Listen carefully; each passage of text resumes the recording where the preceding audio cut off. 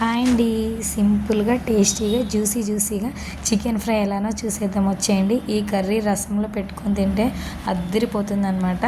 ముందుగా గిన్నె పెట్టుకొని కర్రీకి సరిపడినంత ఆయిల్ వేసేసుకొని హీట్ అయిన తర్వాత మిర్చి, సన్నగా తరిగిన ఆనియన్స్, పుదీనా వేసేసుకొని మొత్తం కలుపుకొని బ్రౌన్ కలర్ వచ్చేంత వరకు ఫ్రై చేసుకోవాలి. తర్వాత అల్లం వెల్లుల్లి పేస్ట్, పసుపు కూడా వేసుకొని పచ్చి వాసన పోయేంత వరకు మనము మంచిగా ఫ్రై చేసుకోవాలి.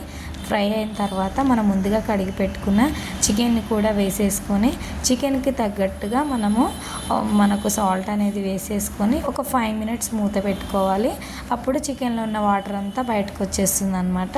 ఇందులోకి వాటర్ అనేది అవసరమే లేదు. ఇంకా మొత్తం కలిపేసుకొని ఒక 5 మినిట్స్ హై ఫ్లేమ్లోనే మూత పెట్టేసుకొని తీసేసుకున్న తర్వాత ఇంకా మనం ఏవైతే ఇంగ్రీడియంట్స్ వేసుకుంటామో అన్నీ ఇప్పుడు వేసేసుకోవాలి. కర్రీకి సరిపడినంత కారము, ధనియాల పొడి, గరం మసాలా కూడా వేసేసుకొని కలుపుకోవాలి. అలా ఒక 5 మినిట్స్ అయితే ఆ చికెన్ పీసెస్కి పట్టే విధంగా కలుపుతూనే ఉండాలి.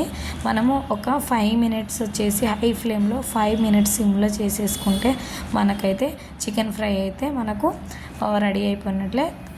దించే ముందు మనము కొత్తిమీర, కలమాకు వేసేసుకున్నామంటే మనకు కర్రీ అనేది రెడీ అయిపోతుంది.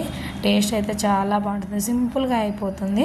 మూత పెట్టేసుకొని చేసుకున్నామంటే అది ఫ్రై దగ్గరికి అవుతుంది. మన గ్రేవీగా కావాలంటే మూత ఉంచుకొని 5 మినిట్స్ పెట్టుకున్నామంటే మనకు గ్రేవీలా కూడా ఉంటుందన్నమాట. ఇది రసంలో అయితే చాలా బాగుంటుంది. తప్పకుండా ట్రై చేయండి. Thank you for watching.